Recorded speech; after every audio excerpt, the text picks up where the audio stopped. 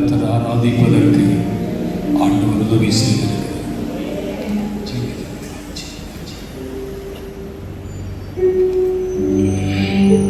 எல்லா கைகளும் உயர்த்தி ஆண்டோட நாமத்தை மகிமைப்படுத்த போகிறோம்.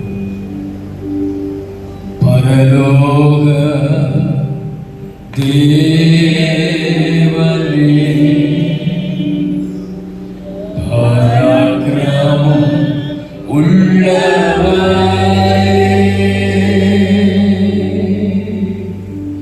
ஆகிலத்தை ஆழ்பவரே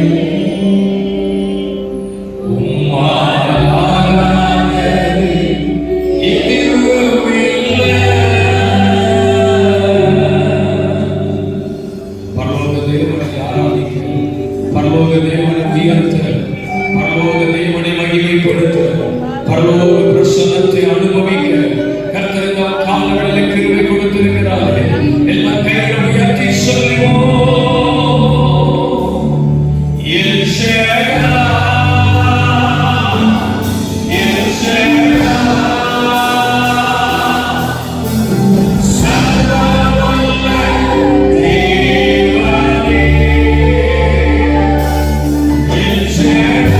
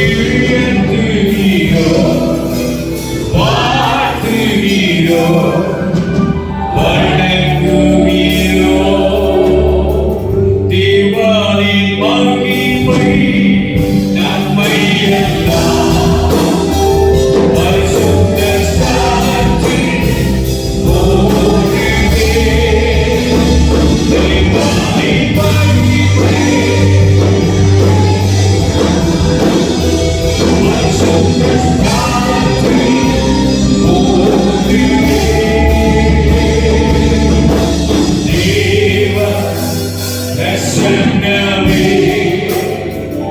இறங்கியே வந்திடுதே.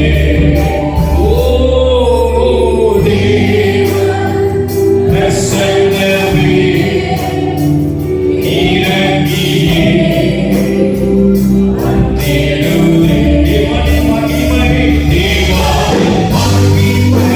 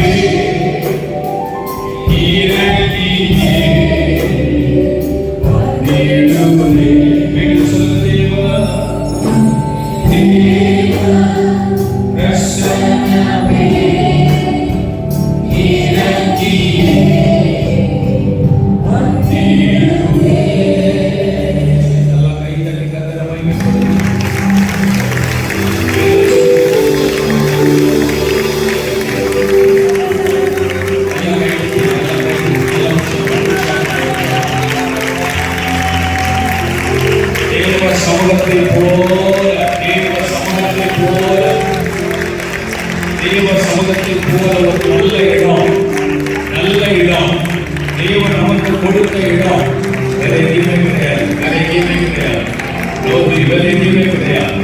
ஆண்டுடைய கிருபை, தேவ பலம் இப்பொழுது உங்களை நிறுத்தி கர்த்தருக்கு மகிமை செலுத்த, தேவனை ஆராதிக்க, அவருடைய சமூகத்தில் அவரை உயர்த்த, அவர் நமக்கு உதவி செய்வார்.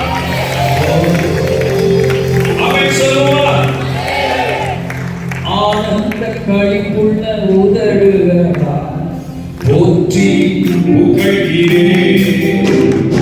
ஆனந்த களிப்புள்ள உதடுகளால் போற்றி புகழ்கிறேன். அறுசுவை உணவை உண்பது போல் திருப்பி அழைக்கிறேன். அறுசுவை உணவை உண்பது போல் திருப்பி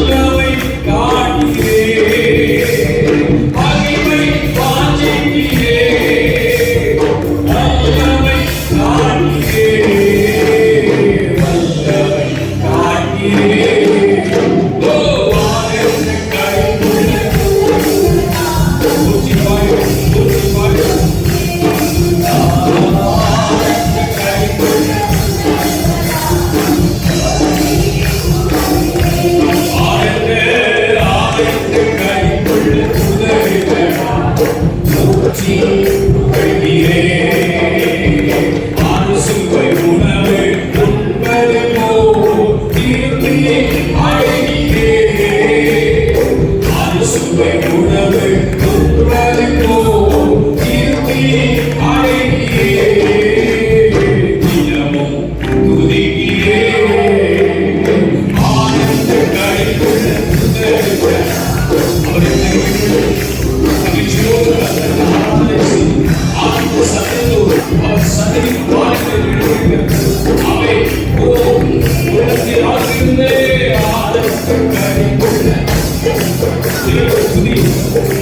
துதி. அவர் கிருபை நன்றி ராஜா. அவர் நல்லவர், அவர் வல்லவர், அவர் கிருபை என்று உள்ளது. அவர் வல்லவர், அவர் கிருபை என்று உள்ளது. என்னை நடத்தினார், அவர் நல்லவர், அவர் கிருபை என்று உள்ளது. என்னை நடத்தினார், அவர் நல்லவர், அவர் கிருபை செஞ்சாரே, அவர் நல்லவர், அவர் கிருபை என்று உள்ளது. பாதுகாத்தாரே, பாதுகாத்தாரே, அவர் நல்லவர், அவர் கிருபை என்று பாதுகாத்தாரே, பாதுகாத்தாரே, அவர் நல்லவர், அவர் கிருபை என்று உள்ளது. எல்லாரும் கரங்களை தட்டி கர்த்தர் கடந்த நாட்கள் முழுவதும் உங்களை பாதுகாத்து பராமரித்து சுகம் தந்து பலன் தந்து தேவ சமூகத்தில் வந்து நிற்பதற்குரிய கிருபையை கொடுத்து கர்த்தருடைய பாதத்தில் அமர்ந்திருக்கக்கூடிய கிருபையை தந்து தேவன் நடத்தியிருக்கிறானால் ஆமென். அவர் சத்திய நிலையே ஓடி வந்த தேவ ஜனத்திற்கு ஆரோக்கியமும் சௌக்கியத்தையும் வரம் பண்ணுவாராக, வரம் பண்ணுவாராக. உனக்கு ஆரோக்கியமும் சௌக்கியமும் உண்டு. செய்த நன்மைகளுக்காக ஸ்தோத்திரம். ஆவியானவர் தொடர்ந்து பலப்படுத்த போகிறதற்காக நன்றி அர்ப்பணிக்கிறோம், தாழ்த்துகிறோம். இயேசுவின் மூலம் ஜெபங்களும் நல்ல பிதாவே. ஆமென். தேவ வார்த்தைக்காய் தேவ மனிதர் கரங்களை தட்டி வரவேற்கலாமா?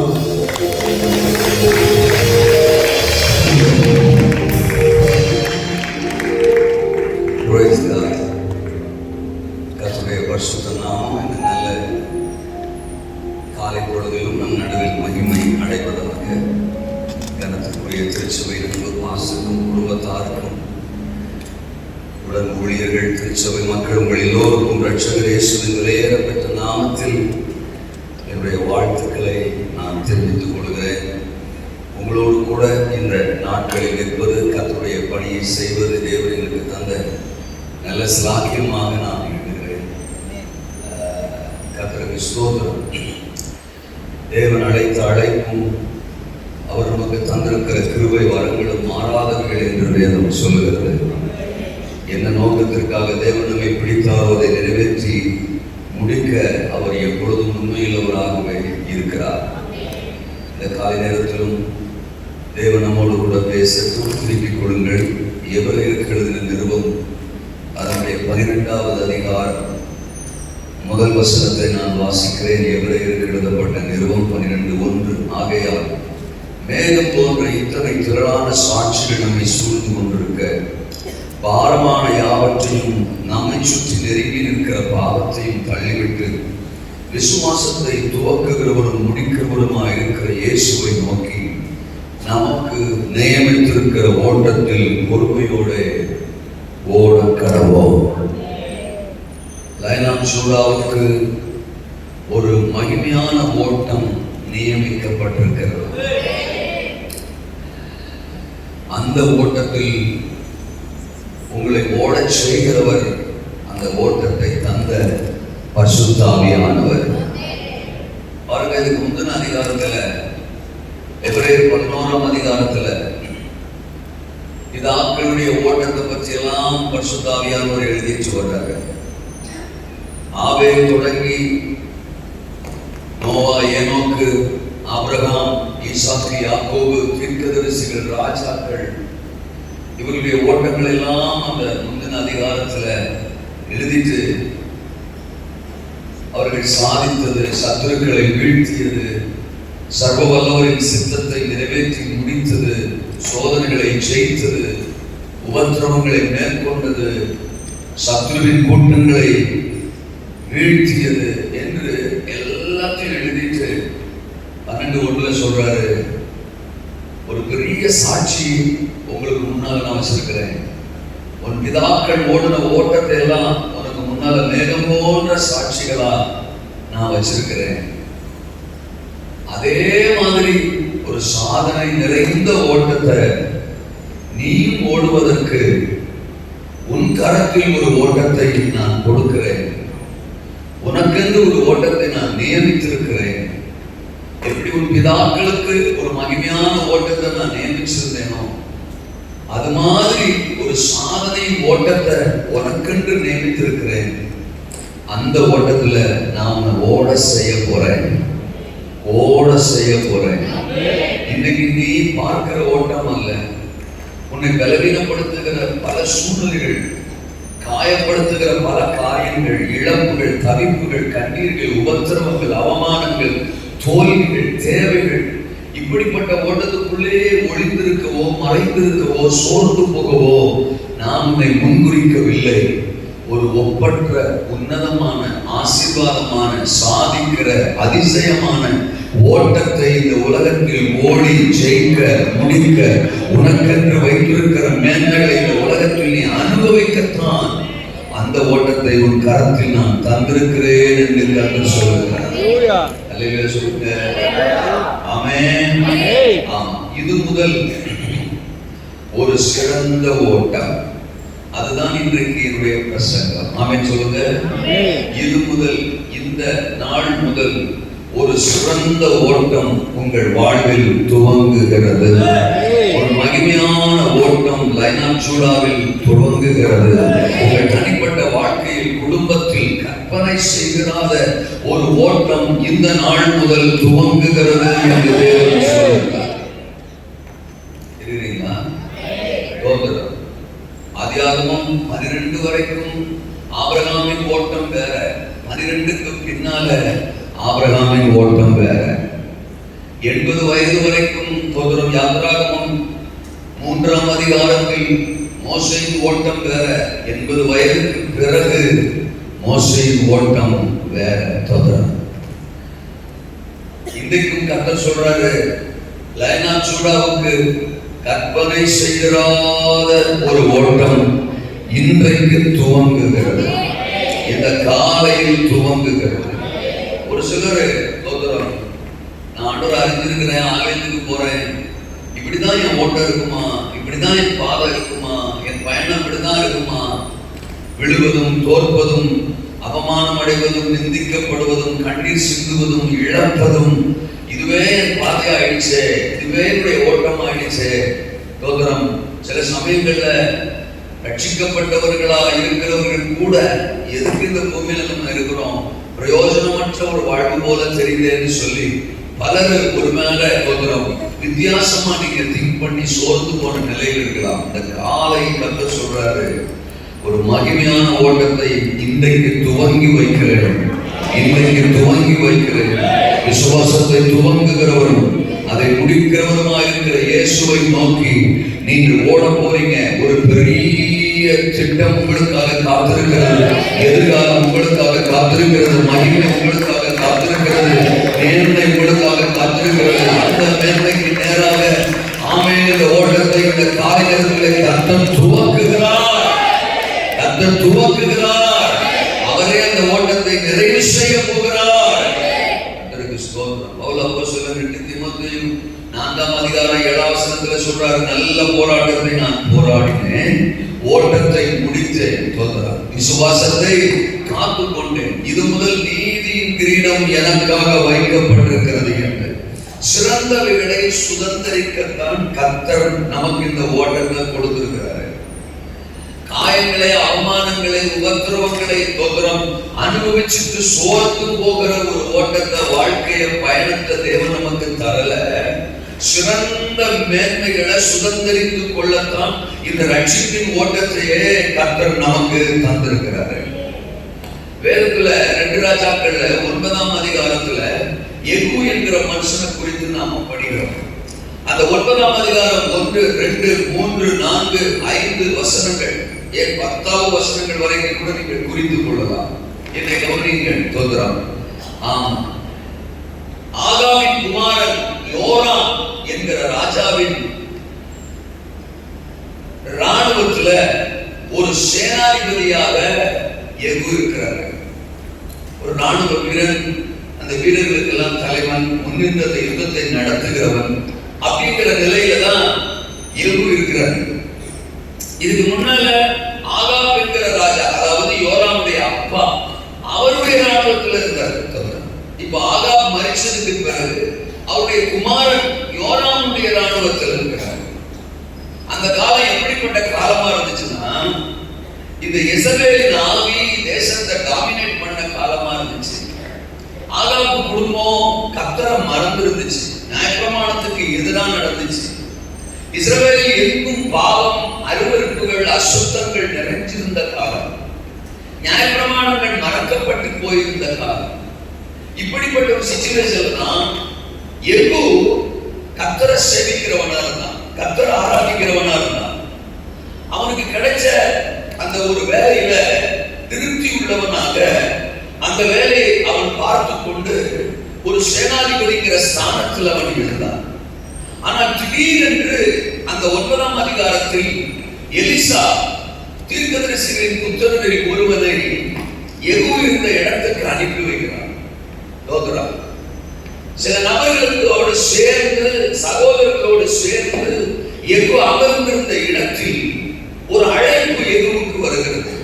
அந்த ஊழியக்காரர் வந்து யெகூவை தனியா ஒரு அறைக்குள்ள அழைச்சிட்டு போய் அவன் மேல தைல குப்பி எடுத்து, தைலத்தை எடுத்து அவன் தலையின் மேலே வார்த்து, இன்றைய தினம் கர்த்தர் உன்னை இஸ்ரவேலுக்கு ராஜாவாக அபிஷேகம் பண்ணுகிறார் அப்படின்னு ஒரு புதிய உத்தரவாதத்தை, ஒரு புதிய ஸ்தானத்தை, ஒரு புதிய ஓட்டத்தை அவன் கையில் கொடுத்து அவன் ஓடி போகிறதை நாம் இங்கே வாசிக்கிறோம். அப்போ யெகூவுக்கு அது ரொம்ப ஆச்சரியமா இருந்துச்சு. தேசத்துல மாற்றம் வேணும்னு ஜெபம் பண்ணிட்டு இருப்பான். ஆகாபின் குடும்பம், யெசபேலின் ஆவி தேசத்தை இப்படி டாமினேட் பண்ணிக்கிட்டு இருக்கு. ஆணுடைய இருதயம் காயப்பட்ட நிலையில இருக்குது. எங்க பார்த்தாலும் விக்கிரகங்களும் பாகாலின் வணக்கங்களும் பெருகி போன சூழ்நிலையா இருக்கு. ஏதாவது ஒரு மாற்றம் தேசத்துல வந்துடாதா? தேவனுடைய இருதய விருப்பம் தேசத்துல நிறைவேறாதா? நான் தேவனை ஆராதிக்கிற மாதிரி இந்த ஒட்டுமொத்த இஸ்ரவேலும் தேவனை ஆராதித்து விடாதா? அப்படின்னா யெகூ எதிர்பார்த்திருந்திருக்க, ஜெபித்திருந்திருக்க வாய்ப்பு இருக்கு. அவன் ஜெபிச்சிருப்பான். ஏன்னா எலியா கிட்ட 1 ராஜாக்கள் 19ஆம் அதிகாரம் 18ஆம் வசனத்துல சொன்னார் இல்லையா, பாகாலுக்கு முழங்காத முழங்கால்களையும் பாகாலுடைய வாயை முத்தம் செய்யாத நாவுகளையும் உடைய 7000 பேரை இஸ்ரவேலில் மீதியா வச்சிருக்கிறேன். அந்த 7000 பேர்ல ஒருத்தன் தான் யெகூ. அப்போ அவன் கர்த்தரை தேடுறவன், கர்த்தரை ஆராதிக்கிறவன். அப்ப தேசத்துல மாற்றம் வரணும், தேசத்துல தேவனை தேடணும் அப்படின்னு அவன் ஜெபிச்சிருக்க வாய்ப்பு இருக்கு. ஆனா அது அவன் மூலம் தான் நடக்கும், அவனை கொண்டுதான் நடக்கும் அப்படின்னு அவன் நினைச்சிருக்கவோ விரும்பி இருக்கவோ சந்தர்ப்பமே இல்லை. கிடைச்ச வேலையை பார்த்துக்கிட்டு அதுல கிடைக்கிற வருமானத்தை வச்சுக்கிட்டு நம்ம குடும்பத்தை ஓட்டிட்டு போலாம் அப்படிதான் யெகூ நினைச்சிருந்திருப்பான். ஆனால் ஒரு புதிய ஓட்டம், ஒரு புதிய பயணம், ஒரு புதிய மகிமை, ஒரு புதிய அபிஷேகம் யெகூவுக்கு கொடுக்கப்பட்டது. அதே தேவன் இந்த காலை நேரத்தில் சொல்லுகிறார், உங்க குடும்பம், உங்க தேவைகள், உங்க பிரச்சனைகள், உங்க எதிர்பார்ப்புகள், உங்க போராட்டங்கள் என்கிற ஒரு குறுகிய வட்டத்திற்குள்ள நீங்க ஓடிக்கிட்டு இருக்க முடியும். அதன் நிமித்தம் மனம் சலித்து போயிருக்கலாம், சோர்ந்து போயிருக்கலாம், தேவைகள் நிமித்தம் அது சந்திக்கப்படாதது நிமித்தம் பல சூழ்நிலைகள் உங்க மனசை காயப்படுத்திருக்கலாம், கண்ணீர் விட வச்சிருக்கலாம். ஆனால் இந்த காலை நேரத்தில் கர்த்தருக்கு ஸ்தோத்திரம், இருதயம் எதிர்பார்த்திராத ஒரு ஓட்டத்தை கர்த்தர் தருகிறார். இருதயம் எதிர்பார்த்திராத ஒரு ஓட்டம் இந்த காலை நேரம் உங்கள் கரத்தில் வருகிறது. இதுவரை இருந்த சூழ்நிலையை மாற்றுகிற ஒரு ஓட்டம் உங்கள் கரத்திலே கொடுக்கப்படுகிறது. இதுவரை நீங்கள் இருந்த சூழ்நிலை மாற்றப்படுகிற ஒரு ஓட்டம் இந்த காலை நேரம் உங்கள் கரத்திலே கொடுக்கப்படுகிறது. ஆமென் சொல்லுங்க. ரெண்டு விஷயத்தை நான் சொன்னேன், கர்த்தர் சொல்றாரு. அதாவது இருதயம் எதிர்பார்த்திராத எதிர்பார்க்கிறாத ஒரு ஓட்டம் இந்த காலை நேரம் உங்கள் கரத்தில் கொடுக்கப்படுகிறது. நான் சிம்பிளா நீங்க புரிஞ்சுக்கிற மாதிரி சொன்னா, unexpected blessings, unexpected blessings இந்த வாரம் உங்களை சந்திக்கிறது, உங்களை சந்திக்கிறது. இந்த காலை நேரம் அது தொடங்குகிறது. உங்க இருதயம் எதிர்பாராதது, நீங்க சிந்திக்கிறாதது, இது நடக்கும், இது கிடைக்கும், இது என்ன தேடி வரும் அப்படின்னு நீங்க யோசிக்கிறாத நன்மைகள், சிந்திக்கிறாத நன்மைகள், எதிர்பார்க்கிறாத நன்மைகள் இந்த வாரம் உங்கள் கரத்தில் கொடுக்கப்படுகிறது. ஆமென், ஹல்லேலூயா. ஆமென். அன்னைக்கு கூட ஒருவேளை எதுவுக்கு ஒரு வாரத்துக்கு முன்னாடி ஒருத்தன் வந்து இப்படி சொன்ன மாதிரி பைபிள்ல எழுதல. நீ எதிர்பாராத ஒரு அபிஷேகம் இந்த வாரம் திடீர்னு உன் மேல வரும். நீ எதிர்பாராத ஒரு ஸ்தானம், நீ எதிர்பாராத ஒரு நன்மை, நீ சிந்திக்கிறாத ஒரு ஆசீர்வாதம் உன் மேல வரும் அப்படின்னு யாருமே அன்னைக்கு எதுவுக்கு சொல்லல. ஆனா நீங்க பாக்கியவான்கள். இந்த ஞாயிற்றுக்கிழமை காலை நேரத்துல ஆண்டவர் சொல்றாரு, இந்த வாரம் அன்எக்ஸ்பெக்டட் பிளஸிங், நீ எதிர்பாராத ஒரு ஆசீர்வாதம் உன் கையில கொடுக்கப்படுது, உன் கையில கொடுக்கப்படுது. இந்த வாரம், இந்த வாரம், இந்த வாரம், இந்த வாரம் உங்கள் இருதயம் சிந்திக்கிறாத, உங்கள் இருதயம் எதிர்பார்க்கிறாத ஒரு புதிய ஸ்தானம், ஒரு புதிய பொறுப்பு, ஒரு புதிய நன்மை, ஒரு புதிய அபிஷேகம், ஒரு புதிய கிருபை, ஒரு புதிய மேன்மை, ஒரு புதிய உயர்வு இந்த வாரம் உங்கள் கரத்தில் வருகிறது. உங்கள் கரத்தில் கர்த்தர் கொடுக்கிறார். கரங்களை கட்டி கர்த்தரை நாம் மகிமைப்படுத்துவோம். ஆமென், ஆமென், ஆமென், ஆமென். எதிர்பார்க்கிறாத ஒன்று இந்த வாரம் தேவன் உங்களுக்கு செய்ய போகிறார். நீங்க பைபிள்ல அப்படி பல காரியத்தை படிக்கலாம். இது ஒரே பர்வதத்துக்கு மோசே ஆடுகளை மேய்ச்சிக்கிட்டு அந்த தேவ பர்வதம் வரைக்கும் போன போது கர்த்தருக்கு சொல்றான், இன்றைக்கு எரிகிற முச்செடி புதரின் நடுவில் இருந்து தேவன் என்னோடு பேசுவார் அப்படின்னு மோசே எதிர்பார்த்திருந்திருக்க வாய்ப்பே இல்ல. அவன் நார்மலா ஆடை மேய்ச்சிட்டு என்னைக்கும் போல அந்த ஏரியா பக்கம் போனான். தோதுறான். ஆமா, இன்னைக்கு தேவன் என்னோட தெளிவா பேசுவாரு. இந்த 80 வயசுக்கு பிறகு எனக்கு ஒரு சிறந்த ஓட்டத்தை தருவாரு. நான் தான் அடிமைத்தனத்துல சிக்கி கிடக்கிற 30 லட்சம் மக்களை அற்புதமா விடுதலை செய்ய போறேன் அப்படின்னு தோதுறான். மோசே சிந்தித்திருக்கவோ எதிர்பார்த்திருந்திருக்கவோ வாய்ப்பே கிடையாது. ஒருவேளை மனசுல ஓரத்துல தோதுறான் ஒரு மாற்றம் தேசத்துக்கு வந்தா நல்லதுன்னு அவன் ஜெபிச்சிருந்திருக்கலாம். தோதுறான் அந்த இஸ்ரவேல் மக்கள் அடிமைத்தனத்திலிருந்து விடுதலையாக வேண்டும் அப்படின்னு அவன் மனசுல யோசிச்சிருந்திருக்கலாம். ஆனால் அவனை கொண்டுதான் செய்வாரு அப்படின்னு அவன் எதிர்பார்த்திருந்திருக்க வாய்ப்பே இல்லை. So unexpected calling தோதுறான், unexpected blessings, unexpected தோதுறான் ஒரு பெரிய அழைப்பு நன்மை அன்றைக்கு மோசேயை சந்தித்தது போல இந்த வாரம் unexpected calling, unexpected blessings, unexpected anointing, ஆமென், நன்மை இந்த வாரம் உங்களை சந்திக்க போது, எதிர்பார்க்காத நன்மை உங்களை சந்திக்க போது. ஆமெனா. சிறைச்சாலையில யோசேப்பு இருந்தப்போ கர்த்தருக்கு ஸ்தோத்திரம், பானபாத்திரக்காரன் சொப்பனத்துக்கு அர்த்தம் சொன்னா, சுயம்பாகியின் சொப்பனத்துக்கு அந்த மனுஷனுக்கு அர்த்தம் சொன்னா, ஒருவேளை போறவங்க போய் பார்வோன்ட்ட சொல்லி என்ன இந்த சிறைச்சாலை இருந்து மீட்டெடுப்பாங்கன்னு கூட நினைச்சிருந்திருப்பான். ஆனா பாருங்க தோதுறான், அந்த 40ஆம் அதிகாரம் ஆதியாகமத்துல கடைசி வசனம் சொல்லுது, அந்த பானபாத்திரக்காரனோ யோசேப்பை நினையாமல் அவனை மறந்து போனான் என்று சொல்லி. அப்புறம் அதற்கப்புறம் யோசேப்பு அந்த சிறைச்சாலையில இருந்து தான் விடுதலை ஆவேன் அப்படிங்கிற எக்ஸ்பெக்டேஷன், எதிர்பார்ப்பு அவனுக்கு இருந்திருக்க வாய்ப்பே இல்லை. இன்னும் சொல்ல போனா எகிப்துல ஒரு பெரிய சிங்காசனத்துல நான் அமருவேன் அப்படின்னு சொல்றது நினைக்கிறதுக்கு வாய்ப்பே இல்லை. சோ அவன் எதிர்பார்க்கிறாத, அவன் சிந்திக்கிறாத ஒரு நன்மை, சிங்காசனம், உயர்வு அன்னைக்கு யோசேப்பை சந்தித்ததை போல கர்த்தருக்கு ஸ்தோத்திரம், இந்த வாரம் நீங்கள் எதிர்பார்க்கிறாத நன்மை உங்களை சந்திக்க. பைபிள்ல பல காரியத்தை மெடிடேட் பண்ண முடியும். தாவீதை சாமுவேலை கொண்டு அபிஷேகம் பண்ண அனுப்புனாரே, அது தாவீது எதிர்பார்க்கிறாத ஒன்று.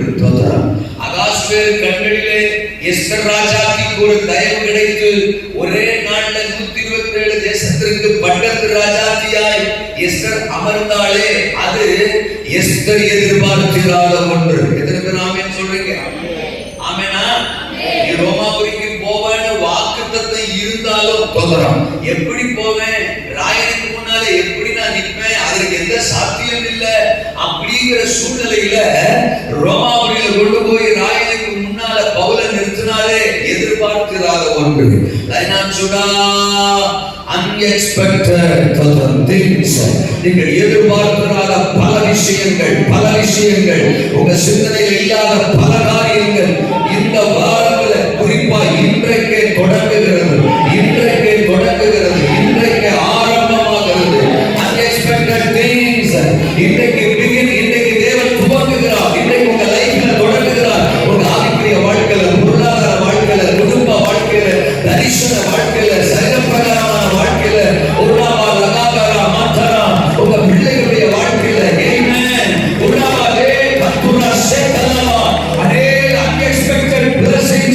இன்றைக்கு தேவன் தொடங்குகிறேன்னு சொல்றார். உன் வாழ்க்கையில துவங்கி வைக்கிறேன்னு சொல்றார்.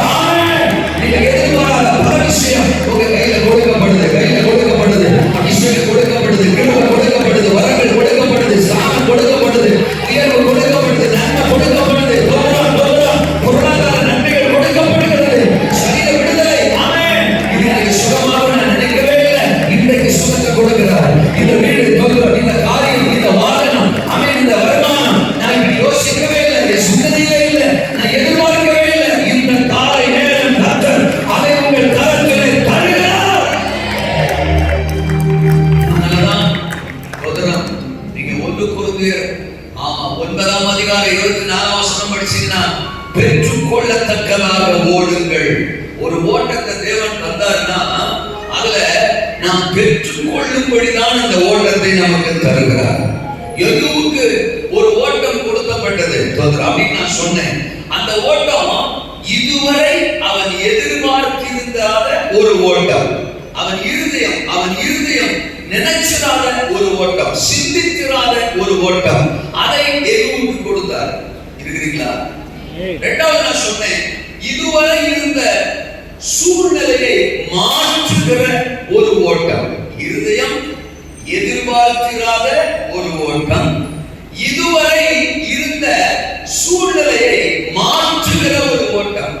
நான் அந்த சம்பவத்தை திரும்ப நீங்க வந்தீங்கன்னா, ஆகாபின் நாட்கள்ல அவன் ஒரு யுத்த வீரனாக இருந்தான்.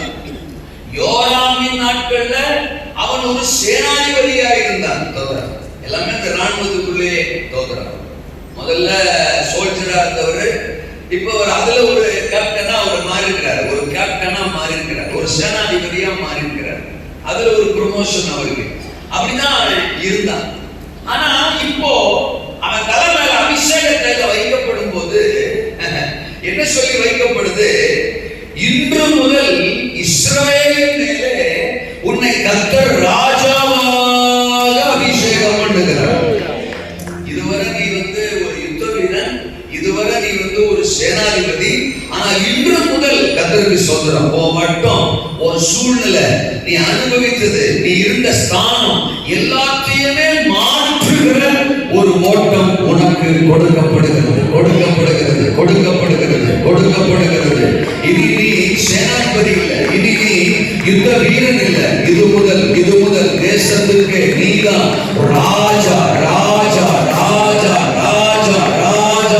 அப்படி ஒரு சூழ்நிலையே மாற்றுகிற, ஒரு ஸ்தானத்தையே மாற்றுகிற ஒரு வட்டம், ஒரு ஓட்டம் இன்னைக்கு ஒரு கையில கொடுக்கப்படுகிறது என்று யெகூவுக்கு சொன்னவர் இன்னைக்கு உங்களுக்கு சொல்றாரு. அவன் சொல்லுங்க. சின்ன பொறுப்புகள்ல, சின்ன ஸ்தானத்துல நீங்க இதுவரைக்கும் இருந்திருக்கலாம். குறிப்பா சொல்ல போனா, யெகூ இன்னொருத்தருக்கு கீழே அவன் வேலை செஞ்சான். இன்னொருத்தர் சம்பளம் கொடுத்து அவன் வேலை செஞ்சான். இன்னொருத்தரை எதிர்பார்க்கிற நிலையில அவனுடைய நிலை இருந்துச்சு. எப்ப 1ஆம் தேதி வரும், எப்ப சம்பளம் கிடைக்கும், ராஜா எப்ப சம்பளம் கொடுப்பாரு, அப்படிங்கிற இன்னொருத்தருக்கு பெற்றுக்கொள்ளுகிற அப்படிப்பட்ட ஒரு வட்டமும் ஓட்டமும் தான் யெகூவுக்கு இருந்துச்சு. ஆனா இன்னைக்கு கர்த்தருக்கு ஸ்தோத்திரம், தேசமே அவனை எதிர்பார்த்து நிற்கிற மாதிரி. ஏன்னா அவன் ராஜா இல்லையா? தேசத்தில் இருக்கிற ஒவ்வொரு பிரஜைகளும், மந்திரிமார்களும், தேசத்தில் இருக்கிற ஒவ்வொரு மனிதனும் இவன் கரத்தை, இவன் வார்த்தையை, இவனுடைய சிங்காசனத்தை எதிர்பார்த்து நிற்கிற மாதிரி அவன் இருந்த சூழ்நிலையை, அவன் இருந்த வட்டத்தை கர்த்தர் ஒரே நாள்ல மாத்தினாரு. பிறரை நீங்கள் எதிர்பார்த்திருந்த காலம் முடிகிறது. தேசம் உங்களை எதிர்பார்த்திருக்கிற காலம் துவங்குகிறது. மற்றவர்களை நீங்க எதிர்பார்த்திருந்த காலம் முடிகிறது. மற்றவர்களை நீங்க சார்ந்திருந்த காலம் முடிகிறது. இனி மற்றவர்கள் உங்களை சார்ந்திருக்கிற, தேசம் உங்களை சார்ந்திருக்கிற, சொந்தங்கள், பந்தங்கள், உறவுகள், ஜனங்கள், சாதிகள் உங்களை சார்ந்திருக்கிற, சூழலை சார்ந்திருக்கிற காலம் இந்த காலை நேரத்தில் துவங்குகிறது, ஆரம்பமாகிறது என்று தேவன் சொல்லுகிறார். சிலருடைய நான் சொல்லும்போது என் உள்ளத்துல ஆண்டவர் உணர்த்துறாரு. நான் எப்பொழுதுமே சிலரை டிபெண்ட் பண்ணியே இருக்க வேண்டியதா இருக்கு. தோதுறான், அது சொந்த வீட்டுக்குள்ள இருக்கலாம். தோதுறான், ஆமா, நான் இவங்களை டிபெண்ட் பண்ணியே இருக்க வேண்டியதா இருக்கு, இந்த விஷயத்துக்காக, இந்த காரியத்துக்காக அப்படின்னு கலங்குகிறவங்க சிலர் இங்க இருக்கிறீங்க. தோதுறான், ஏதோ ஒரு மனுஷனை, ஏதோ ஒரு நபரை நான் டிபெண்ட் பண்ணித்தான் என் லைஃப வாழணுங்கிற மாதிரி இருக்கு, இப்படியே என் லைஃப் ஓடிட்டே இருக்க அப்படின்னு ஆண்டவர் இன்னைக்கு சொல்றாரு. தோதுறான், நீ பரிசுத்த பரலோகத்தை மட்டும்தான் டிபெண்ட் பண்ணி இருக்க போற, மற்றவைகள் எல்லாம் ஒன்ன டிபெண்ட் பண்ணி இருக்கிற மாதிரி, உன் ஸ்தானத்தை உயர்த்துகிறேன், உன் வட்டத்தை உயர்த்துகிறேன், உன் ஓட்டத்தை மாற்றுகிறேன், உனக்கு ஒரு புதிய ஓட்டத்தை தருகிறேன். அல்லேலூயா. நான் திரும்ப ரிப்பீட் பண்ண விரும்புறேன். இருதயம் எதிர்பார்த்திராத ஓட்டம். சொல்லுங்கள் எல்லாரும்.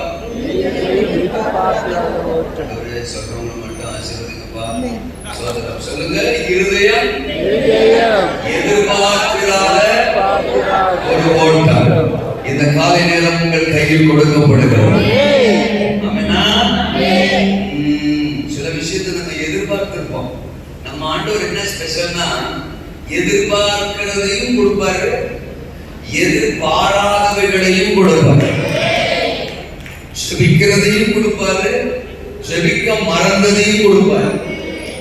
நினைக்கிறதற்கும் வேண்டிக் கொள்வதற்கும் அதிகமா கொடுப்பாரு. இருக்கிறீங்களா? நம்ம பிரேயர் லிஸ்ட்ல இருக்கிறதையும் தருவாரு, பிரேயர் பண்ணாம இதெல்லாம் என் ஜபத்திலே இல்லையே, இதெல்லாம் லிஸ்ட்ல இல்லையே, இதெல்லாம் நான் எக்ஸ்பெக்ட் பண்ணவே இல்லையே, இதெல்லாம் நான் யோசிக்கவே இல்லை. அதனாலதான் நான் எப்பொழுதும் சொல்லுவேன், இளையகுமாரன் அப்பா கிட்ட வரும்போது, தோதுறோம் என்ன மன்னிச்சுடும், என்ன வேலைக்காரல ஒருத்தரா சேர்க்கிறோம் அப்படின்னு சொல்லிதான் வந்தா. அதுதான் அவன் எதிர்பார்ப்பா இருந்துச்சு. ஆனா தன்னை கட்டி பிடிப்பாரு அப்படிங்கிற எதிர்பார்ப்பு அவனுக்கு இல்ல. தனக்காக ஒரு மோதிரம் கொடுப்பாரு, பாதரட்சை கொடுப்பாரு, உயர்ந்த வஸ்திரம் கொடுப்பாரு, கொழுத்த கன்று அடிப்பாரு அப்படிங்கிற, எனக்காக என் அண்ணன் கிட்ட மல்லுக்கு நிற்பாரு, எனக்காக என் அண்ணன் கூட என்னை ஏற்றுக்கொள்ள விரும்பாத அண்ணன் கூட சண்டை போடுவாரு, அவனை சமாதானப்படுத்துவாரு, எனக்காக வழக்காடுவாரு, இப்படிங்கிற எந்த எதிர்பார்ப்புமே இளையகுமாரனுக்கு கிடையாது. சோ அவன் எதிர்பாராத நன்மைகளை தான் தொடரான். சாலமோன் கேட்ட ஞானத்தையும் கொடுத்தாரு, அவன் கேளாத ஐஸ்வர்யத்தையும் கனத்தையும் மகிமையையும் சாலமோனுக்கு கொடுத்தாரு. அப்ப அன்எக்ஸ்பெக்டட் பிளஸிங்ஸ் நமக்கு கொடுத்து நம்மளை ஆச்சரியப்படுத்துகிற ஒருவர் தான் நாம் ஆராதிக்கிற தேவன். அது இந்த வாரம் நடக்குதா, இன்னைக்கு தொடங்குதான், தொடரும் கையை கட்டுறவங்களுக்கு கிடைக்குதான், ஆமென் சொல்றவங்களுக்கு ஆரம்பமாகுதான்.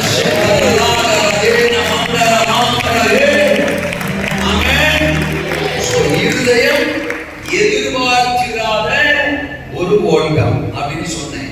இரண்டாவது நான் சொன்னேன், இதுவரை இருந்த சூழ்நிலைகளை மாற்றுகிற ஒரு ஓட்டம். ஆமெனா? இதுவரை சேனாதிபதி, இன்று முதல் அவன் ராஜா. இதுவரை அவன் இன்னொருத்தனுக்கு கீழே, இனி தேசமே அவனுக்கு கீழே. இதுவரை இன்னொருத்தருக்கு கை நீட்டி நிக்கணும், கை கட்டி நிக்கணும். ஆனால் இன்று முதல் தேசமே அவன்கிட்ட கை நீட்டி நிற்கும், அவனுக்கு முன்னால கை கட்டி நிற்கும். அப்ப இதுவரை இருந்த சூழ்நிலையை மாற்றுகிற ஒரு ஓட்டம் அவனுக்கு கொடுக்கப்பட்டது. அல்லேலூயா சொல்லுங்க. மூன்றாவது ஒன்று சொல்லுகிறேன், இன்னொருவர் அல்ல, நீயே சாதிக்கிற ஓட்டம். சொல்லுங்க, அந்த வார்த்தை எல்லாரும் சொல்லணும். இன்னொருவர் அல்ல, இன்னொருவர் அல்ல, நீயே சாதிக்கிற ஓட்டம். சொல்லுமா, சுயமா சொல்லுவோம். இன்னொருவர் அல்ல, ஒரே சொல்ல மாட்டாங்கப்பா சத்தமா. இன்னொருவர் அல்ல, நானே சாதிக்கிற ஓட்டம். இப்ப இப்படி சொல்லுவோமே, இந்த ஆகாபு காலத்துல, எசபேல் காலத்துல, பாகால் தீர்க்கதரிசிகள்லாம் தோத்திரம் பெருகி இருந்த காலத்துல, ஆமா, எகு மனசுக்குள்ள என்ன ஜெபிச்சிருந்திருக்கலாம், ஆண்டவரே இந்த ஆகாபுக்கெல்லாம் ஒரு முடிவு கட்ட மாட்டீங்களா, இந்த எசபேலுடைய கிரியைகளுக்கு ஒரு முடிவு வராதா, தேசத்துல ஒரு மாற்றம் வராதா, தோத்திரம் இந்த ஆகாபு அவன் குமாரன் யோராம் இவங்க அட்டகாசங்களுக்கெல்லாம் ஒரு முற்றுப்புள்ளி வைக்க மாட்டீங்களா, தேசத்துல ஆண்டவரே ஒரு தேவ பயம் உண்டாகாதா, ஒரு எழுப்புதல் உண்டாகாதா, யார வச்சாரையும் செய்ய மாட்டீங்களா, அடுத்து வர்ற ராஜாவாகியும் மாற்ற மாட்டீங்களா.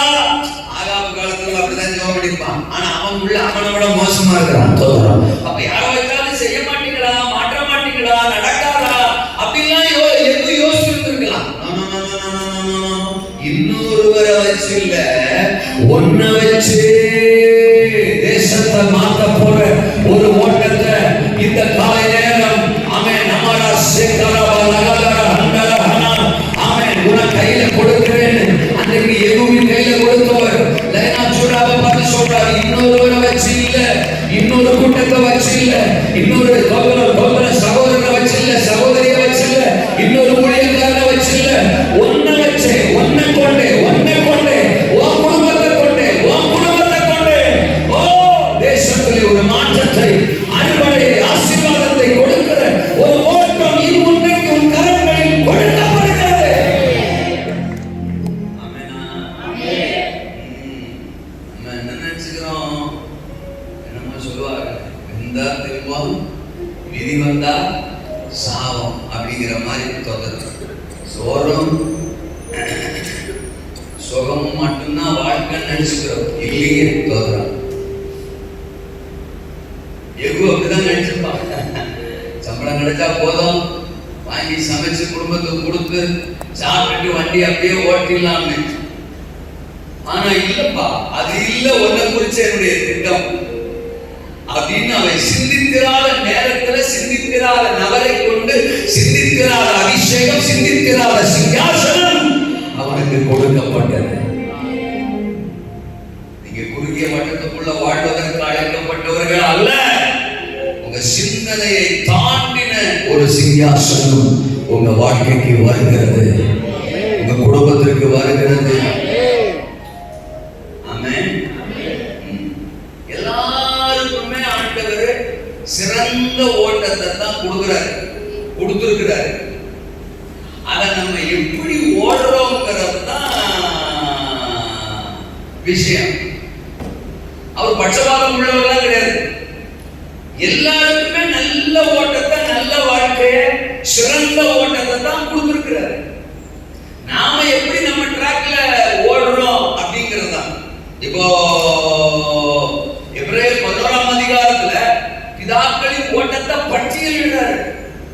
நோவா என்ன சாதிச்சாரு, ஆபிரகாம் என்ன சாதிச்சாரு, எலியா என்ன சாதிச்சாரு, எலிசா என்ன சாதிச்சாரு, அவர் வரிசை ஒவ்வொரு தலைமுறையிலும் அவங்களுடைய ஓட்டத்தை பட்டியலிடுறாரு. அப்போ எழுதப்பட்ட தேவன் முன்னுரைக்க சொல்லப்பட்ட அத்தனை பிதாக்களும் ஒரு சாதனையான ஓட்டத்தை தான் ஓடி இருக்கிறாங்க. அப்ப அதே தேவன் தான் இன்னைக்கு நம்மையும் அழைச்சிருக்கிறார், ரட்சிச்சிருக்கிறார், சபையில வச்சிருக்கிறார், அபிஷேகம் பண்ணியிருக்கிறார், ஒரு ஓட்டத்தை நம்ம கையில கொடுத்திருக்கிறார். அது எப்படி ஓட்டம்ங்கிறது இப்ப சொல்றாரு. இதுவரை நீ எதிர்பார்க்கிறாத ஒரு இருதயம் எதிர்பார்க்கிறாத ஒரு ஓட்டம்னு சொல்றாரு. இதுவரை இருந்த சூழ்நிலைய மாற்றுகிற ஒரு ஓட்டம்னு சொல்றாரு. இன்னொருவர் அல்ல, உன்னை கொண்டே தொடரம் சத்துருவின் கூட்டத்தை அழித்து சாதிக்கிற ஒரு ஓட்டம்னு சொல்றாரு. ஆனா நாம எப்படி அந்த ஓட்டத்தை ஓடுறோம்? இப்போ ஒரு 4 நபர்களை உங்களுக்கு முன்னால பாயிண்ட் மட்டும் தான் நான் போயிருவேன், ஒன்றும் வருத்தப்படாது, எல்லாம் சொல்லுங்க. நான் சொல்லிட்டு தோத்துறேன், அவர் கொடுத்த நேரத்துக்கு முன்னாலேயே முடிச்சுட்டு நான் ஓடி விடுவேன். நான் கொண்டாடுறவர்களை எல்லாம் சொல்லுங்க. இந்த எகு காலத்திலேயே முடிந்த ஒரு 4 நபர்களை நான் சொல்றேன். ஒன்று எலியா, இன்னொன்று எலிசா, மூன்றாவது ஆகாம் ராஜா, நாலாவது யெகூ. 4 பேரை சொன்னேன். ஒரு ஆள் யாரு? எலியா. இன்னொரு ஆள் யாரு? எலிசா. மூணாவது யாரு? ஆகாம். நாலாவது யாரு? யெகூ. இந்த 4 பேர் ஓட்டத்தையுமே உங்களுக்கு சொல்றேன்.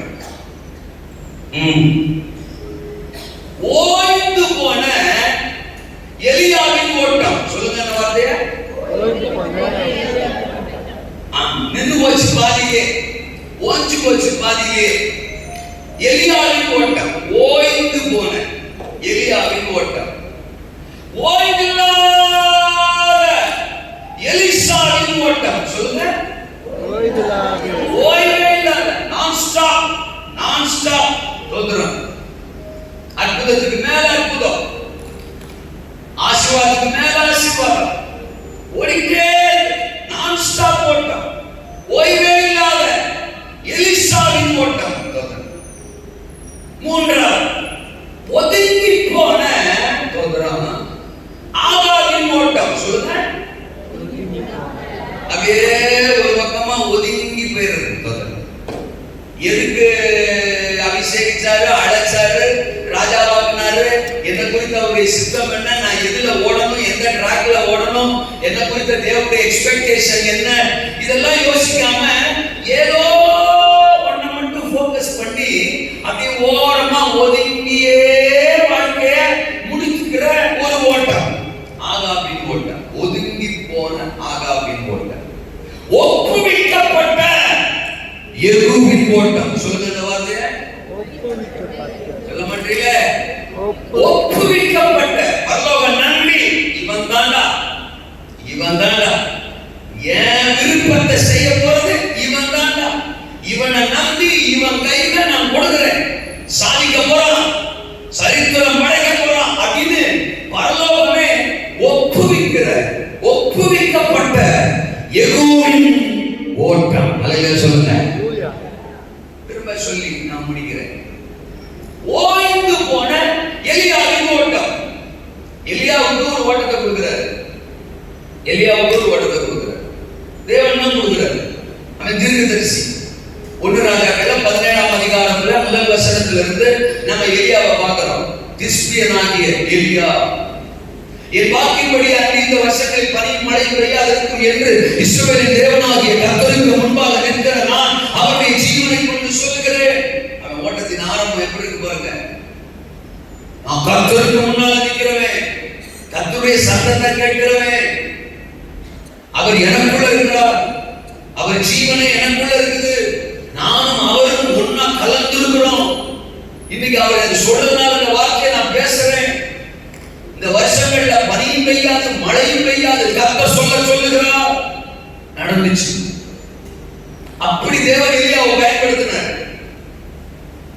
சாரிகாத்து விதவை வீட்டுல மஞ்ச காலத்துல மாவும் எண்ணெயும் குறைஞ்சு போகவே இல்லை. சாரிகாத்து விதவை மகன் மரிச்சு போயிடான். போய் ஜோம் பண்றார். அந்த பையனுக்குள்ள திரும்ப உயிர் வருது. பாலா தீர்க்கதரிசிகளை கூப்பிட்டு சவால் விடுறார். நீங்க ஒரு காளையை செலக்ட் பண்ணுங்க, நான் ஒரு காளையை செலக்ட் பண்றேன், அக்னினால் உத்தர வரது தெய்வமே தெய்வம்னு சொல்றாரு. அதே மாதிரி அவங்க சாயங்காலம் வரைக்கும் சண்டை போட்டு பார்த்து ஒரு அக்னியும் வரல. ஆனா அந்திப்பலி செலுத்துகிற நேரத்தில் எலியா தேவனை நோக்கி செலுத்தார். எல்லாருடைய கண்களும் பார்த்து கொண்டிருக்கிற வானத்தில் இந்த அக்னி இறங்கி வந்து பலியை பட்சித்தது. கர்த்தரே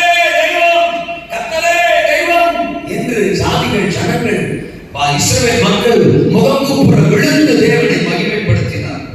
சூப்பரான ஓட்டம், மகிமையான ஓட்டம், ஆசீர்வாதமான ஓட்டம். அவனுக்கு ஆசீர்வாதம், இஸ்ரவேல் ஜனத்துக்கு ஆசீர்வாதம். அந்த காலம் வருது, கர்த்தருக்கு சொந்தம். ஆமா, கேரிக்குள்ள கொண்டு போய் இவனுக்கு கொஞ்சம் பாதிக்காத மாதிரி காக்காவை அனுப்பி சொந்த கொடுத்தாரு. ஆமா, நீங்க அடுத்த வாரம் கூட சொல்லலாம், நான் ஊர்ல இருப்பேன் சொல்லுங்க. அடுத்த முறை நான் வரும்போது சொல்லலாம், அது வரைக்கும் வச்சுக்கிறேன். கர்த்தர் ஒரு மனுஷனுக்கு ஓட்டத்தை கொடுத்தா அது சாதிக்கிற ஓட்டமா தான் இருக்கும். ஆமி சொல்ல மாட்டாங்கப்பா.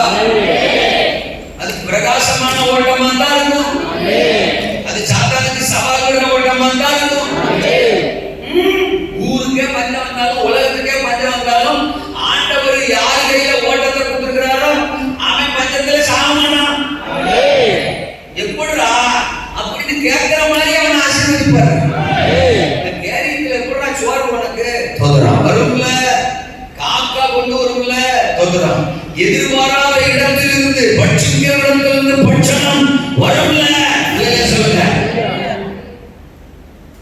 அப்படி ஒரு ஓட்டம் எளியா ஓட்டம். ஆனா என்ன நடந்துச்சு?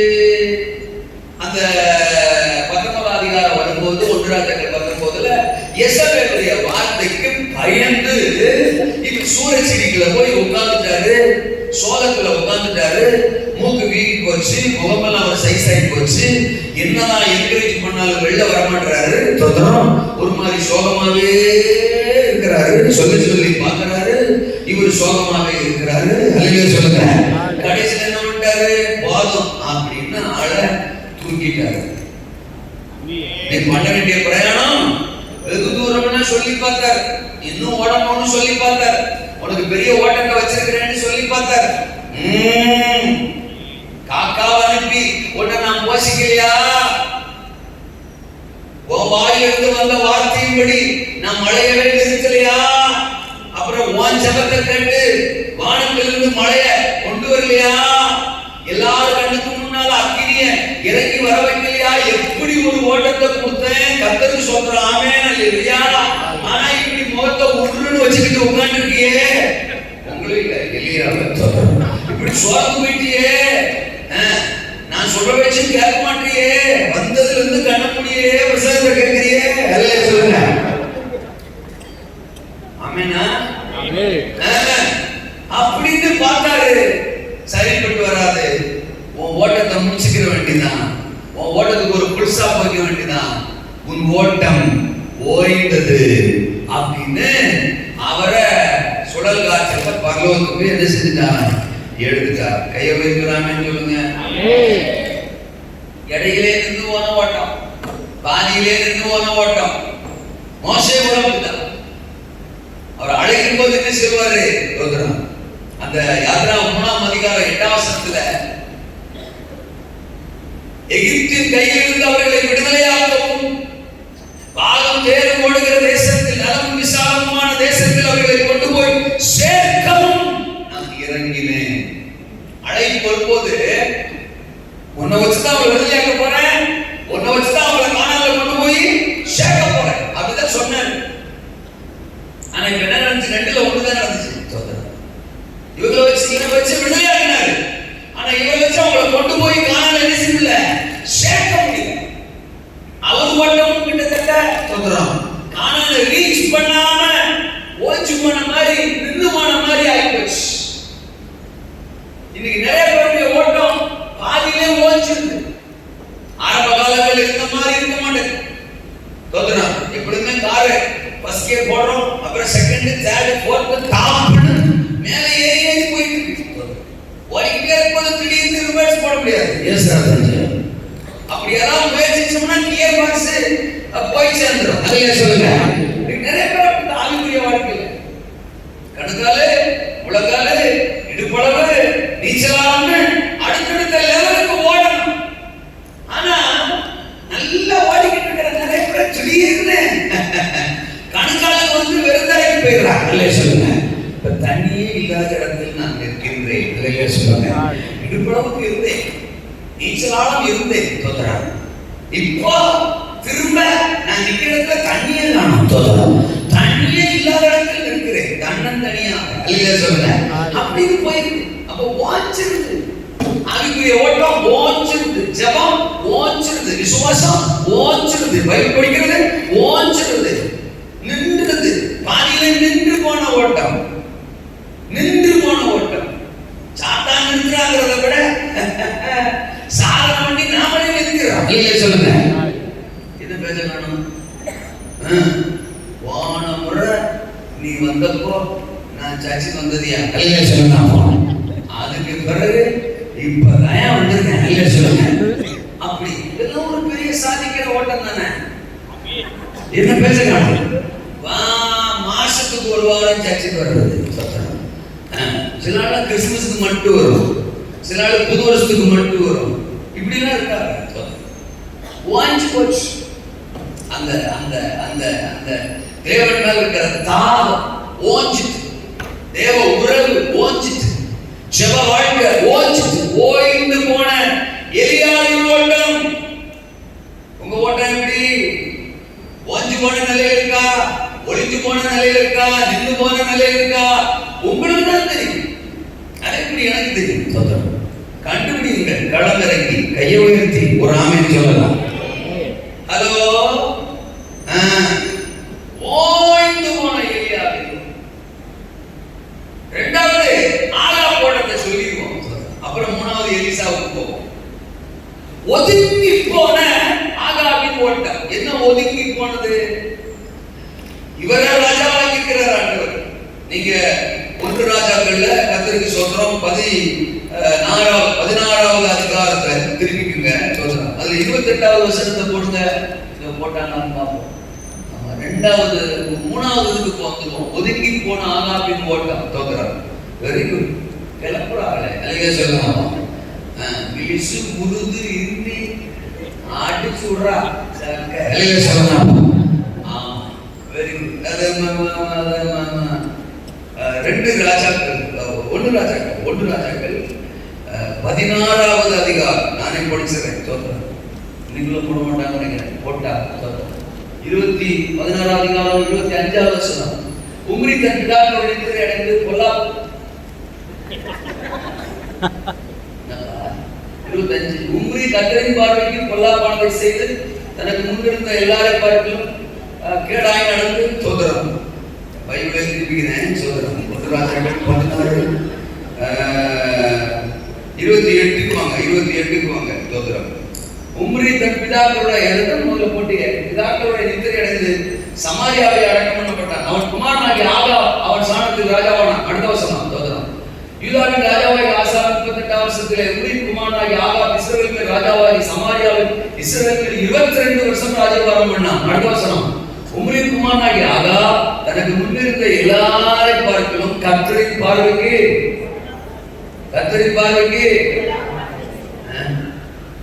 தெரியலையா? கர்த்தரின் பார்வைக்கு பொல்லாப்பானதை செய்தார். இது ஒரு வருஷத்துக்கு போட்டிருந்தோம். 21வது அதிகாரம் 1 ராஜாக்கள் 21:25 ஆமா போட்டீங்களா? தன் மனைவியாகி எசபேல் தூண்டி விட்டபடியே கர்த்தரின் பார்வைக்கு பொல்லாப்பானதை செய்ய தன்னை விட்டு போட்ட ஆகாபை போல ஒருவனும் இல்லை. கர்த்தரின் பார்வைக்கு பொல்லாப்பானதை செஞ்சாரா ஆகாப். அது எப்படி செஞ்சாரா? தன் மனைவி எசபேல் தூண்டி விட்டபடி கர்த்தரின் பார்வைக்கு பொல்லாப்பானதை செஞ்சார். அதுக்குன்னே தன்னை விட்டு போட்டார். ஆத்தாடி, இப்படி ஒரு மோசமான வார்த்தை பைபிள்ல வேற யாரை பத்தியும் எழுதுங்க. அல்லையே சொல்லுங்க. அப்ப ஆகாப் அவருக்கு ஒரு ஓட்டம். ஆண்டவர் ராஜாவா, இஸ்ரவேலின் ராஜாவா அப்பாயின்மெண்ட் இருந்தாரு. ஒரு ஓட்டத்தை ஆகாப்புக்கு கொடுத்தாரு. தேசத்தை தேவனுக்காக ஆளுகை செய்யணும், தேவ சித்தத்தை தேசத்துல நிறைவேற்றணும், அந்தகாரங்களை தேசத்தை விட்டு அகற்றணும், தேசத்தின் மக்களை எதிரிகள் கையில இருந்து பாதுகாக்கணும். இதுதான் ஒரு ராஜாவுக்கு தேவன் கொடுக்கிற பொறுப்பு, உத்தரவாதம். ஆனா இந்த ஆகாப் என்ன பண்றான்? தேவன் தந்தது அவர் ஆலோசனை, அவர் தரிசனம், அவர் திட்டம், அதெல்லாம் ஓரமா வச்சுட்டு என் ஓட்டம் முழுசுமே என் மனைவிக்காகத்தான், என் வாழ்நாள் முழுசுமே எசபேலுக்காகத்தான். மனைவி சொல்மிக்க மந்திரம் இல்லை. மனைவி மனைவி மனைவி மனைவி எசபேல் எசபேல் எசபேல் எசபேல். ஐயோ, உன்னை பார்த்தா நான் உருகுகிறேன். உன் அழகில் மயங்குகிறேன். உன் வார்த்தையை தவிர வேற ஒன்றும் எனக்கு இல்லை. நீ என்ன சொன்னாலும் சரி. கர்த்தருடைய தீர்க்கதரிசியில போடணுமா? போடுறேன். கர்த்தருடைய ஊழியக்காரங்கள போடணுமா? போடுறேன். முடிஞ்சா கர்த்தரே கூட போடுறேன். சொல்லுங்க. ஒதுங்கி போயிடுச்சு. அப்படியே ஆகாபின் ஓட்டம். நீங்க நிறைய பேருடைய ஓட்டம் அப்படியே ஒதுங்கிடுச்சு. பாவம் பாவம் பாவம் பாவத்திலே ஒதுங்கிடுச்சு. இச்சை இச்சை இச்சையிலே ஒதுங்கிடுச்சு. பணம் பணம் பணம் பணத்திலே ஒதுங்கிடுச்சு. உலகம் உலகம் உலகம் உலகத்திலே உறவுகள் அப்படின்னு ஏதோ ஒன்றுல அப்படியே ஒதுங்கி போயிடுச்சு. கர்த்தர் என்ன ஓட்டத்தை எனக்கு கொடுத்திருக்கிறார், எப்படிப்பட்ட ஓட்டத்தை கொடுத்திருக்கிறார், எந்த பாதையில நான் ஓடணும் அப்படிங்கிற நோக்கம் பாரம் இல்லாமல் சொல்றோம். சிலருடைய ஓட்டம்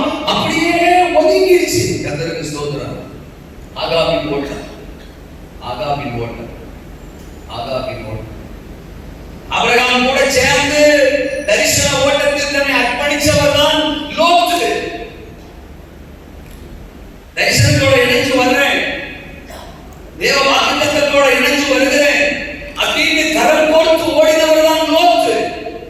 ஆனா 13ஆம் அதிகாரம் 10ஆம் வசனம் அவர் பார்வை இப்ப யோர்தானின் சமவெளி பக்கமா திரும்புது. பசுமையான பச்சை பசேல் இருக்கிற நீர்வளம் பொருந்தி இருக்கிற சோதோம் கொமோரா யோர்தானின் சமவெளி அது பக்கம் அவர் கவனம் திரும்புது. பார்வை வேற மாதிரியா இருக்கு. இனி எனக்கு இந்த ஓட்டம் வேணாம், ஆபிரகாமோட சேர்ந்து ஓட்டம் வேணாம், தரிசன ஓட்டம் வேணாம், தேவ சித்தத்தின் ஓட்டம் வேணாம்.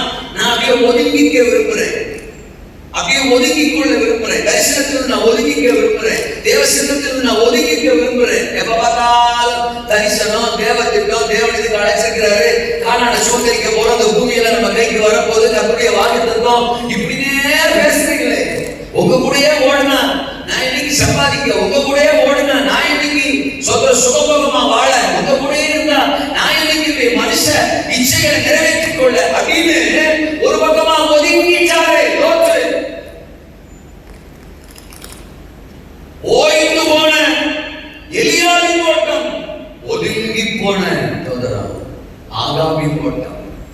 கர்த்தர் எல்லாருக்கும் ஒரே மாதிரி ஓட்டத்தை தான் கொடுக்கிறார், சாதிக்கிற ஓட்டத்தை தான் கொடுக்கிறார், சாதிக்கணும்னா ஓட்டத்தை கொடுக்கிறார். நாம எப்படி ஓடுறோம்ன்றத எசபேலை பார்த்து ஒருத்தன் ஓட்டம் ஓஞ்சு போச்சு, சோதோம் கொமோராவை பார்த்து ஒருத்தன் ஓட்டம் ஒதுங்கி போயிடுச்சு, எசபேலை பார்த்து ஆகாபின் ஓட்டம் ஒதுங்கிடுச்சு, அப்படியே ஒதுங்கிடுச்சு ஒதுங்கிடுச்சு. சில சர்ச்சில் இருப்பாங்க ஒதுங்கியே, சில ஊழியர்கள் இருப்பாங்க ஒதுங்கியே. இப்ப சோரமா உட்கார்ந்து இருக்கிறவங்கள நான் சொல்லல, நான் சொல்றது உங்களுக்கு புரியுதா? உடனே நீங்க அப்படி எடுத்துடக்கூடாது, ஓரமா இருக்கிறவங்க எல்லாம் சொல்றாரு போல அப்படின்னு. இங்க உட்கார்ந்து இருக்கிற அதை வச்சு நான் சொல்றேன். தரிசனம், தேவ திட்டம், லைன் ஆஃப் ஜூடா, இதற்கான தரிசனம், அந்த தரிசனத்தை சுமக்கிற ஆவிக்குரிய தலைவன், தகப்பன், போதகர், அவர் மூலமா வருகிற வார்த்தைகள், அவர் மூலமா வருகிற திட்டம், அதோட ஒத்து போறது இல்லை, ஒதுங்கி போறது. எப்படி ஒத்து போறது இல்ல, ஒதுங்கி போறது. நானு கொஞ்சம் ஹார்டா பேசுற மாதிரி ஒரு ஃபீலிங் இருந்தா உங்களை சொல்லல, எங்க சர்ச்சில் சொல்லுவேன், ஒண்ணு ஒத்துப்போ சொல்லுங்க, இல்லன்னா செத்து. எழுப்புதல் காலம் அப்படிதான் இருக்கும். அப்போஸ்தல கால எழுப்புதல் நம்ம இப்ப திருமணம்னு ஜெபம் பண்றோம் தானே, அப்போஸ்தல சபையில நடந்த மாதிரி இப்போ நடக்கணும்னு நம்ம எதிர்பார்க்கிறோம் தானே. அப்போஸ்தலருக்கு கொடுத்த ஓட்டம் எங்களுக்கு தாங்க ஆண்டவரே, அவர்கள் மாதிரி நாங்களும் ஓடணும் ஆண்டவரே, எங்கள் பிதாக்கள் மாதிரி நாங்களும் ஓடணும் ஆண்டவரே செபிக்கிறோம் தானே. அப்போஸ்தல காலத்துல என்ன நடந்துச்சு? 2 பேர் அப்போஸ்தல 5ஆம் அதிகாரத்துல அனனியா சப்பீரா பரிசுத்தாவியானவரோட சபையோட உபதேசத்தோட பேதுருவோட அப்போஸ்தலர்களோட ஒத்து போக முடியாததுனால செத்து போனார்கள் என்று எழுதியிருக்கிறது. ஏன் மொழிகிறீங்க சொல்லலாம். அதனால ஒதுங்கி போற ஓட்டத்தை தேவன் நமக்கு தரல. சில சர்ச்சில் அப்படி இருப்பாங்க, தரிசனம் திட்டம் ஒதுங்கியே அவங்க ஒரு வட்டத்தை போட்டுக்கிட்டு அந்த வட்டத்துக்குள்ளே நிற்பாங்க, தேவ திட்டத்துக்குள்ள வரமாட்டாங்க. சோ ஓய்ந்து போன எலியாவின் ஓட்டம், ஒதுங்கி போன ஆகாவின் ஓட்டம், ஓய்வே இல்லாத எலிசாவின் ஓட்டம். சொல்லுங்க, என்ன ஓய்வே இல்லாத? நான் ஸ்டாப் ஓட்டம்.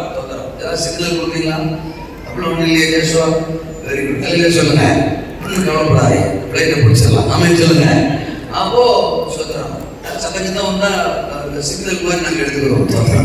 பொறுமையா நிறுத்தியாயோ தோத்துறோம் அப்படின்னு. அப்போ ஓய்வே இல்லாத எலிசா ஓட்டம். ஏன் அப்படி சொல்றேன்? அழைக்கப்பட்டவனுக்கு பரலோகத்துலதான் ஓய்வு. ஆமென் சொன்னவங்களுக்கு 2 ராஜாக்கள் 2ஆம் அதிகாரத்துல எலிசா மேல பரிசுத்த ஆவியானவர்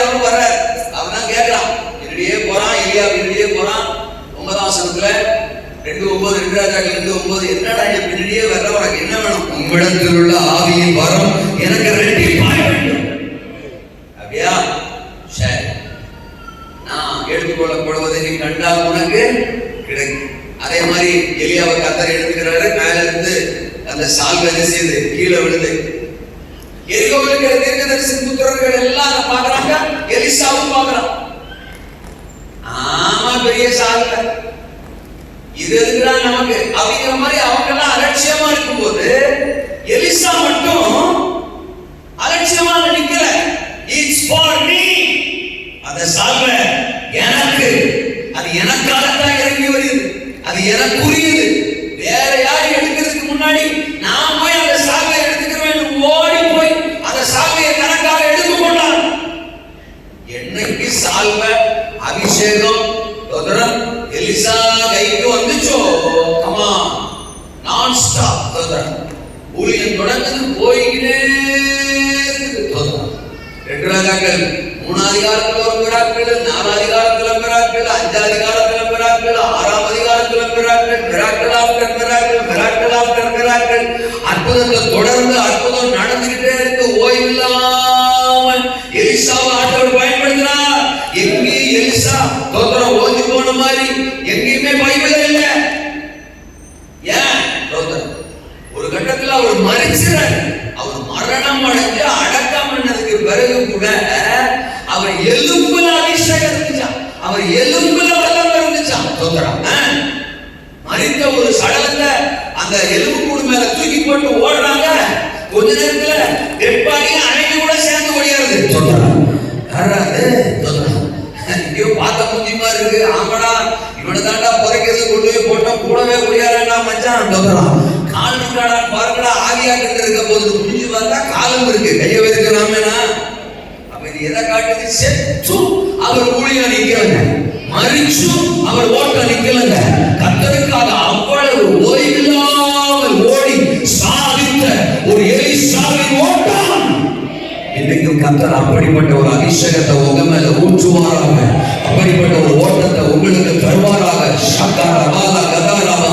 ஆண்டவருக்காக ஓய்வில்லாம ஓய்வில்லாம ஓய்வில்லாம ஓய்வில்லாம ஓய்வில்லாம ஒவ்வொரு நாளும் ஓடுகிற, ஒவ்வொரு நாளும் ஜெயிக்கிற, சாத்தானை ஜெயிக்கிற, சூழ்நிலையை ஜெயிக்கிற, பாவத்தை ஜெயிக்கிற, போராட்டங்களை ஜெயிக்கிற, சுவிசேஷத்தை அறிவிக்கிற, ஆத்மாக்கள் ஆதாயம் பண்ணுகிற, துறைத்தனங்களை அதிகாரங்களை பிரபஞ்சத்தின் அந்தகார லோகாதிபதிக்கு வான்மண்டல பொல்லாத ஆவியின் சேனைகளையும் மேற்கொள்ளுகிற ஒரு ஓட்டத்தை, ஒரு ஜெயமுள்ள ஜெயமுள்ள ஜெயமுள்ள நின்று போகாத ஒரு ஓட்டத்தை, ஓய்வில்லாத ஒரு ஓட்டத்தை அவளை போல நீங்கள் நான் சொல்லணும். என் ஓட்டத்தை முடித்தேன், எனக்கு நியமித்த காலம் வரைக்கும், அவர் கொண்டிருக்கின்ற காலம் வரைக்கும் நல்ல போராட்டத்தை போராடினேன், நல்ல போராட்டத்தை போராடினேன், விசுவாசத்தை காத்துக்கொண்டு எனக்கு ஒரு நீதி கிரீடம் வைக்கப்பட்டிருக்கிறது. அதை பெற்றுக்கொள்ளத்தக்கதா, அதை சுதந்திரித்துக் கொள்ளத்தக்கதா இதுவரை நான் நியமித்ததில் ஓடினேன். இயேசு சொன்னாரு, எல்லாம் முடிந்தது. எனக்கு என்னென்ன கொடுத்திருந்தாரோ, எப்படியெல்லாம் நான் ஓடணும்னு பிதா என்னை அனுப்பியிருந்தாரோ அதை நிறைவேற்றி முடிக்க ஒரு மகிமையான ஓட்டத்தை நான் ஓடி முடித்தேன் என்று சொன்னாரு. அப்படிப்பட்ட ஒரு ஓட்டம் உயர்த்தி ஒரு ஆமென் சொல்லுங்க.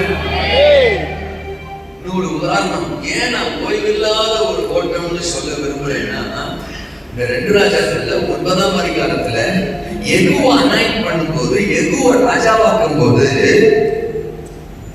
யார் வந்திருக்கணும்? எலிசா தான் வந்திருக்கணும். ஏன்னா இஸ்ரவேலின் மேல ஒரு மிகப்பெரிய தேவ திட்டத்தை நிறைவேற்ற போறவங்க யாரு? யெகூ. இது எப்ப சொல்லிட்டார் ஆண்டவரு? எலியாகிட்டே சொல்லிட்டார். 1 ராஜாக்கள்ல 19ஆம் அதிகாரத்துல 15, 16, 17 வசனங்கள்ல எலியா சோர்ந்து போனப்போ, சரி ஒன்று செய், நீ போய் மோசானத்துல எலிசாவை தீர்க்கதரிசியா அபிஷேகம் பண்ணு, ஆசகேலை சீரியாவின் மேல அபிஷேகம் பண்ணு, நிம்சி குமாரன் யெகூவை இஸ்ரவேலின் மேல் ராஜாவாக அபிஷேகம் பண்ணு. ஒருத்தன் பட்டயத்துக்கு தப்புறம் விட ஒருத்தன் கொன்றுவான். அப்ப தேவ சித்தத்தை நிறைவேற்ற போறவன் யெகூ. இது யாருக்கு தெரியும்? எலிசாவுக்கு தெரியும். ஆகாமின் குடும்பத்தை கருவறுக்க போறவன் யாரு? யெகூ. இஸ்ரவேலை கொல்ல போறவன் யாரு? யெகூ. தேவ சித்தத்தை நிறைவேற்றி தேசத்துல ஒரு பெரிய எழுப்புதல மாற்றத்தை கொண்டு வர போறது யாரு? யெகூ. இந்த யெகூவை போய் அபிஷேகம் எவ்வளவு பெரிய பாக்கியம். யாரெல்லாம் போயிருந்திருக்கணும்? எலிசா தான் போயிருக்கணும். ஆனா எலிசா போலையா? தீர்க்கதரிசிகளின் புத்திரர்ல ஒருத்தனை கூப்பிட்டு நீ போய் யெகோவா அபிஷேகம் பண்ணிட்டு வான்னு சொன்னார்னா என்ன அர்த்தம்? அவர் அந்த அளவுக்கு பிஸின்னு அர்த்தம். ஹalleluya. ஆமென். நீங்க பயங்கரமா உற்சாகமா இருந்தீங்கன்னா நானும் கிறிஸ்தவரனும் ஊர்ல போய் என்ன பேசிக்கிடுவோம். 4 மணி ஆறாதுன்னு நாடா இந்த பாஸ்டர் ஒரு இருதயமே இல்லாம 4 மணிக்கு மக்களை கூப்பிடுறாரு அப்படின்னு மனசுல ஓரத்துல நாங்க நினைச்சது உண்மைதான். ஆனா அந்த நினைப்புல மண்ணலி போடுற மாதிரி அந்த விசுவாச மக்கள் பார்த்தீங்கன்னா என்ன உற்சாகமா என்ன அப்ப 4 மணி ஆனா சுற்றுறதான் போல, நம்ம கூட நடக்கலாம் போல அப்படிங்கிற எண்ணம் இப்ப வந்துச்சு. அப்படின்னு எங்க மக்கள்கிட்ட போய் நாங்க சாட்சியா சொல்லலாம்னு நினைச்சோம்.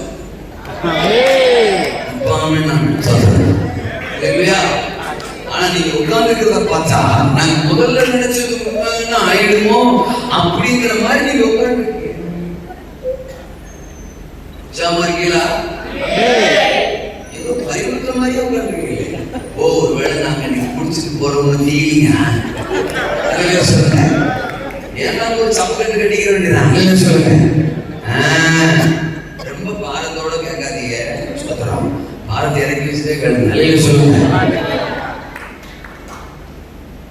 ஓவர் பாரம் உடம்புக்கு ஆகாது, உசுருக்கு ஆகாது. நல்ல சொல்லுங்க. அப்போ எலிசா மேல கொடுக்கப்பட்ட ஓட்டம், எலிசாவுக்கு கொடுக்கப்பட்ட ஓட்டம் ஓய்வே இல்லாத ஓட்டம். ஒரு எதுவ கூட அசிஸ்டன்ட் அனுப்பித்தான் அபிஷேகம் பண்றாரு. ஒழிய இவர் டைரக்டா போய் அவர் அபிஷேகம் பண்றதுக்கு கூட டைம் இல்லாத அளவுக்கு so busy, not lazy, so busy. தேவன் ஓட்டத்தை கொடுத்தா லேசியா இருக்க வாய்ப்பே இல்லை. Always we will be busy. Line of ஜூடா இனி ரொம்ப பிஸியா இருக்க போகுது, ரொம்ப பிஸியா இருக்க போகுது. ஏற்கனவே அதாயா இருக்குது. 2 மாசமா பிரார்த்தனை பண்ணிட்டு இருக்கிறாரு.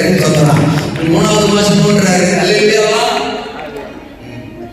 கமிங் ஜூன் 2nd வீக்ல 3 days நாங்க வந்தது ஊழியர்களுக்கான ஒரு முகாமுக்காக வந்தோம். ஊழியர்களுக்கான ஒரு கான்ஃபரன்ஸுக்காக வந்தோம். அது ஒரு 3 நாள் நடந்துச்சு. இப்ப தேவனுக்குள்ள பேசுறதுனால ஊழியர்களும் வரட்டும். ஆனா மெயினா கர்த்தருக்கு ஸ்தோத்திரம், தேவ ஜனங்கள் விசுவாச மக்களுக்காக லைனா ஜூடாவுக்காக ஸ்தோத்திரம், குறிப்பா லைனா ஜூடாவுக்காக அவன் நல்ல மற்ற சபை மக்களும் வந்து கலந்துக்கிறோம், மற்ற ஊழியர்களும் வந்து கலந்துக்கிறோம். ஜூன் மாசம் 2nd வீக் 3 days ஒரு கான்ஃபரன்ஸ், ஒரு முகாம் நாம் நடத்த போறோம். லைனா ஜூடாவிலே தான் நடத்துறோம். கர்த்தருக்கு ஸ்தோத்திரம். இதான் நடத்த போறோம். அவன் உங்களை சந்திக்க நாங்கள் விரைவில் திரும்பவும் வருவோம்.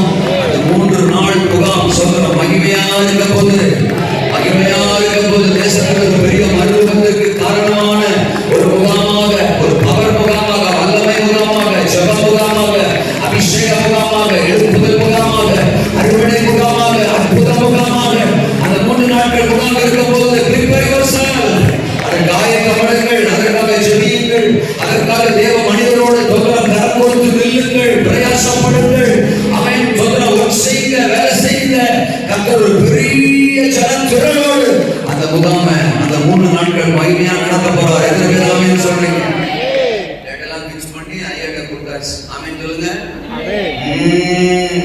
ஆமா, இதுக்கு இடையில் ஒரு முறை கர்த்தர் சித்தமானால் நான் உங்களை காண வருவேன்.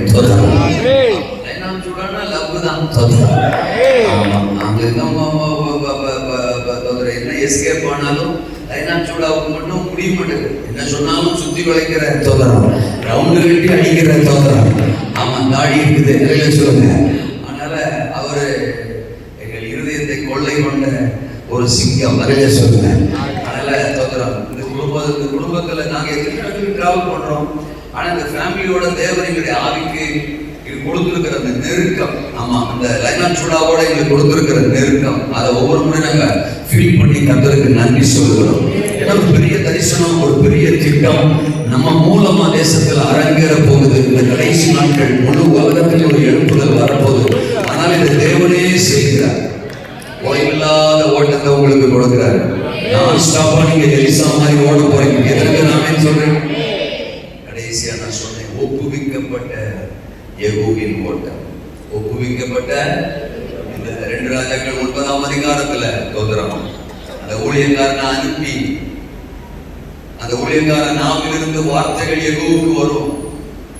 அவனை தனியா அழைச்சிட்டு போய் அவன் தலைமையில தைலத்தை ஊற்றி அபிஷேகம் பண்ணி, எதுக்கு இந்த ஓட்டம்ங்கிறத அந்த ஊழியக்கார மூலமா 6ஆம் வசனம் 7ஆம் வசனம் 8ஆம் வசனத்துல இந்த 2 ராஜாக்கள் 9ஆம் அதிகாரத்துல ஆவியானவர் சொல்லுவார், நீதான் ஆகாபின் குடும்பத்தை கருவறுக்கணும். என் தீர்க்கதரிசிகளை என் ஊழியக்காரங்களை கொலை செஞ்சுட்டாங்க. அவர்களுடைய ரத்தம் பழியை நான் வாங்கணும். நான் எசபேல் கையில வாங்கணும். நான் ஆகாபின் குடும்பத்திடம் வாங்கணும். என் விருப்பம், என் சித்தம், என் இருதய ஏக்கம், அதை நிறைவேற்றணும். இப்ப இப்படி சொல்றேன். ஆமா, எலியா ஓய்வில்லாம போராடுறான். ஆனாலும் நிறைவேற்றப்பட வேண்டிய தேவனுடைய தனிப்பட்ட இருதய விருப்பம். எசபேல் குடும்பம் அழியணும், ஆகாப் குடும்பம் அழியணும்.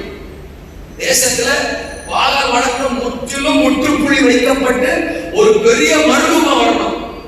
அதுக்கு எலியா ஓட்டம் பத்தாது, எலிசா ஓட்டம் பத்தாது. ஓய்வில்லாம ஓடினாலும் I need somebody, I need a Jehu, I need Elijah Judah. தேசத்துல நிறைய எலிசாக்கள் இருக்கிறாங்க. ஆனா லைனா சூடாக தேவன் யெகூவாக பார்க்கிறார். ஓய்வில்லாம ஓடுகிற நிறைய பேர் இருக்கிறாங்க. சந்தோஷம், வாழ்த்துக்கள். எலிசா மாதிரி நிறைய பேர் ஓய்வில்லாம ஆண்டுக்காக ஓடுறாங்க. Very good. ஆனாலும் பர்టిక్యులரா என் இருதயத்தின் ஆழத்துல சில விருப்பங்கள் இருக்கு. அதை நிறைவேற்றி முடிக்க எனக்கு எலிசா பத்தாது. அதுக்கு எலிசா பத்தாது, எனக்கு ஒரு யெகூ தேவை அப்படின்னு அந்த யெகூவை தேடி வந்து ஒரு ஓட்டத்தை அவன் கையிலே ஒப்புவித்தான். இன்றைக்கு லைனா சூடாவை தேடி வந்து அந்த மகிமையான ஓட்டத்தை சக்கரப்பல்லா கதராவா. ஆமென், ஆமென், ஆமென், ஆமென். இன்னைக்கு லைனா சூடா கையில தேவன் ஒப்புவிக்கிறார், ஒப்புவிக்கிறார், ஒப்புவிக்கிறார், ஒப்புவிக்கிறார், ஒப்புவிக்கிறார். இன்றைக்கு ஒப்புவிக்கிறார், இன்றைக்கு ஒப்புவிக்கிறார், இன்றைக்கு ஒப்புவிக்கிறார். ஏற்கனவே இந்த யெகூ தேவனை அறிஞ்சவன் தான், தேவனை ஆராதிக்கிறவன் தான், தேவனுடைய பாதத்தில் அமர்ந்திருக்கிறவன் இருக்கட்டும், இருக்கட்டும். ஆனா இன்னைக்கு புதுசா கையில ஒரு புதிய திட்டத்தை ஒப்புவிக்கிறார், ஒரு புதிய காரியத்தை ஒப்புவிக்கிறார். அவன் இதுவரை எதிர்பாராத ஒன்றை அவன் கையில ஒப்புவிக்கிறார். அவன் இன்றைக்கு எழுதி நின்று நாம் ஜெபிக்க போகிறோம். அவன் சொல்கிறான், ஒரு சிறந்த அபிஷேகம், ஒரு சிறந்த உத்தரவாதம், ஒரு சிறந்த ஓட்டம், ஒரு மகிமையான ஓட்டம் உங்க கையில ஒப்புவிக்கப்படுகிறது, ஒப்புவிக்கப்படுகிறது, ஒப்புவிக்கப்படுகிறது. ஆமென். இருதயம் எதிர்பார்த்திராத ஒரு ஓட்டம். இதுவரை இருந்த சூழ்நிலைகளை மாற்றுகிற ஒரு ஓட்டம். இன்னொரு நீயே சாதிக்கிற ஒரு ஓட்டம் இன்னைக்கு உன் கையில் ஒப்புவிக்கப்படுகிறது, ஒப்புவிக்கப்படுகிறது. லைனா சூடா உங்க கையில ஒரு புதிய ஓட்டத்தை இன்னைக்கு தேவன் ஒப்புவிக்கிறார், ஒப்புவிக்கிறார். தேசத்துல சோத்திரம் பல எலியாக்களின் சோத்திரம் ஓட்டம் இருந்தது, ஆனா அவங்க இப்ப இல்லை. சோத்திரம் பல எலியாக்களுடைய ஓட்டம் ஓஞ்சி போயிடுச்சு. பலர் ஆகாபு மாதிரி ஒதுங்கி ஒதுங்கி ஓடுறாங்க. ஏதோ அவங்க சுயநலத்துக்காக ஓடுறாங்க, அவங்க மாம்ச விருப்பத்துக்காக ஓடுறாங்க.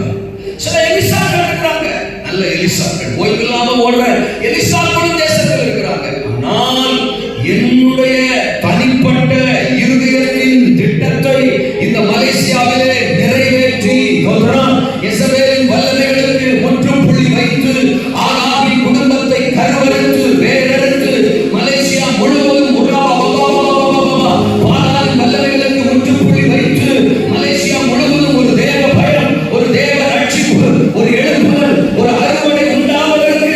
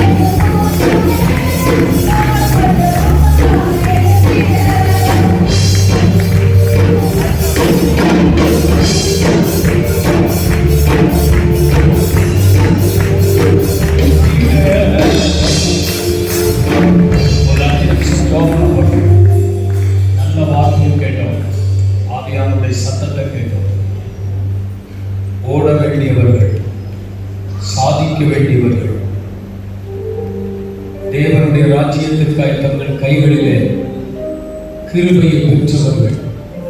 வேதம் சொல்கிறது, நீங்கள் நன்றாய் ஓடினீர்களே, உங்களுடைய ஓட்டத்தை தடை செய்தவன் யார்? ஆரம்பத்தில் செய்த ஊழியம், ஆரம்பத்தில் இருந்த பக்தி வைராக்கியம், ஆரம்பத்தில் இருந்த வாஞ்சை, ஆரம்பத்தில் இருந்த தாகம், ஆரம்பத்தில் இருந்த விருப்பம் சபைக்கு இல்லாமல் போயிட்டு இத்தனை திரளான சாட்சிகள் நம்மை சூழ்ந்து கொண்டிருக்க பாரமான யாவற்றையும் தள்ளிவிட்டு விசுவாசத்தை துவக்கிறவருமாய் இயேசுவை நோக்கி ஓட கடவும் என்று எழுதியிருக்கிறது. உங்க மூலமாக எதையோ அந்த கர்த்தர் செய்யணும்னு நினைக்கும் பொழுது யாருடைய பேச்சையோ கேட்டு, யாருடைய வார்த்தையோ கேட்டு ஓட வேண்டிய நீங்கள், சாதிக்க வேண்டிய நீங்கள் எங்கேயோ தடுத்து நிறுத்தப்பட்டிருக்கிறீர்கள்.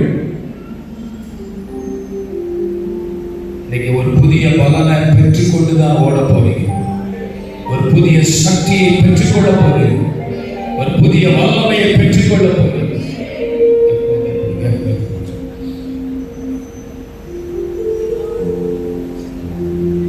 ஹல்லேலூயா. ஆண்டவரே கேட்க போறோம், அந்த பலன் எனக்கு வேணும் ஆண்டவரே. என் ஓட்டத்தை யாரோ ஒருத்தங்க தடை செஞ்சிட்டாங்க. ஒரு குடும்பமா இருக்கலாம், மனைவியா இருக்கலாம், கணவனா இருக்கலாம், நம்ம கூட பயணிக்கிறவங்களா இருக்கலாம், இல்ல புறஜாதி மனுஷனா இருக்கலாம், ஆண்டவர் அறியாதவரா இருக்கலாம்.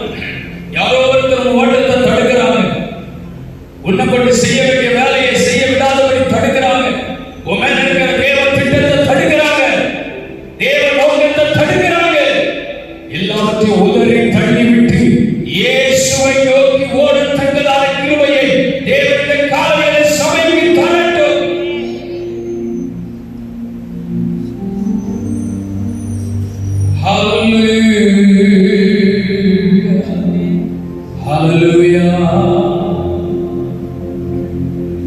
பலனடைய நிரப்பிடுமே பலத்தினாவியே கனமடைய ஊற்றிடுமே ஞானத்தினாவியே. சபையில் கர்த்தருடைய காலவெளியில் ஒரு புதிய பலத்தால் நிரப்பட்டு எங்கேயோ ஓடின ஓட்டம் நிறுத்தப்பட்டிருக்கிறது. ஆரம்பத்தில் இருந்த ஊழிய வாஞ்சி உனக்கு இல்லை. ஆரம்பத்தில் இருந்த ஊழிய தாகம் இப்பொழுது இல்லை. ஓட்டத்தை யாரோ நிறுத்தி வச்சிருக்கிறாங்க. நீ போய் ஊழிய செஞ்சு என்ன பிரயோஜனம்? நீ போய் சபை கட்டி என்ன பிரயோஜனம்? நீ ஆத்துமானாயபடி உனக்கு என்ன பிரயோஜனம்? ஓடுகிறவர்களையும் தடுக்கிறவர்கள் இருக்கிறார்கள். சூழலை மாற்றிக்கொள்ளுங்கள். தேவனுடைய